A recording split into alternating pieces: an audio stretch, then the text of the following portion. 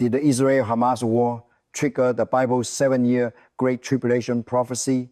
This war has continued until today, and it has stirred up worldwide discussion about end-time disasters. So what does the Bible actually say? How does it record that salvation comes out from the Jews, and yet it runs through all of human history? Tonight, I want to look at Israel, past and present, from both history and the spiritual angle. And I want us to think clearly, if we are living near the end, what should we be doing? Was the fall of the nation caused by Solomon's mistake? I want to tell you, the whole Bible is centered around Israel. Israel fell as a nation around 560 BC. And from a historical point of view, the biggest problem was Solomon. 1 Kings chapter 3, verses 5 to 14, records how Solomon asked God for wisdom. God gave him wisdom, and he became famous at judging cases. So even foreign princesses and queens came to hear him decide matters. And that is exactly where the trouble started. A man can be so smart, so wise, and yet in his later years he can do something foolish. He married foreign women, he brought in their false gods and their altars, and God said, because you did this and you did not keep my covenant and my statutes, I will tear the kingdom away and give it to your servant. But for the sake of your father David, I will not do it in your lifetime. I will take it out of your son's hand. After Solomon died, his son Rehoboam took 2 tribes and became the southern kingdom. The other 10 tribes followed Jeroboam and became the northern kingdom. And the northern kingdom had not a single king that was truly right.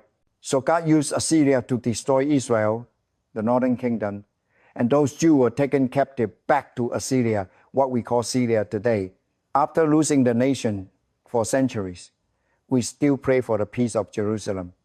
Israel was gone as a nation for 2,500 years and was ruled by many countries. By World War II, there were about 14 million Jews in the world. Hitler killed 6 million, Stalin killed 4 million, and out of 14 million, 10 million died. So people ask, was God asleep? The answer is no. Because when the Jewish crowd rejected Jesus Christ, they said, his blood be on us and on our children. Then on the 14th of May 1948, Israel became a nation again. And Israel, with his tanks and his army, defeated Egypt's army in 6 days. Now you look at how small Israel territory is today. And I tell you, the Bible explains it. Ezekiel chapter 7, verses 12 to 13 says, the time has come, the day is near, the buyer should not rejoice, the seller should not mourn, because wrath has come upon them all. Even if the seller remain alive, he will not return to reclaim what he sold, because the vision concerned them all. Nobody returned, nobody can secure his life by his own sin. In the days ahead, the focus of the whole world will be Jerusalem. Psalm 122, verses 6 to 7 says, pray for the peace of Jerusalem. Those who love you will prosper. Peace be within your walls, prosperity within your palaces. The rapture has no warning, so live a holy life. Most Palestinians, maybe 90%, actually want peace. But about 10%, influenced by Iran, want to wipe Israel off the map, and those are Hamas. They fire rockets, and they came into Israel by sea, land, and air. They use bulldozers to break the fence. They use speedboat from the Mediterranean. They use drones. They use person-to-person methods, so Israel could not track them, and they took hostages as bargaining chips. I believe this Israel-Palestine conflict is one beginning piece inside Bible prophecy. Zechariah chapter 12, verse 3 says, In that day I will make Jerusalem a heavy stone for all peoples. All who lift it will be severely injured. In other words, whoever attacks Israel will suffer for it. Jesus is the root of David, the Lion of Judah.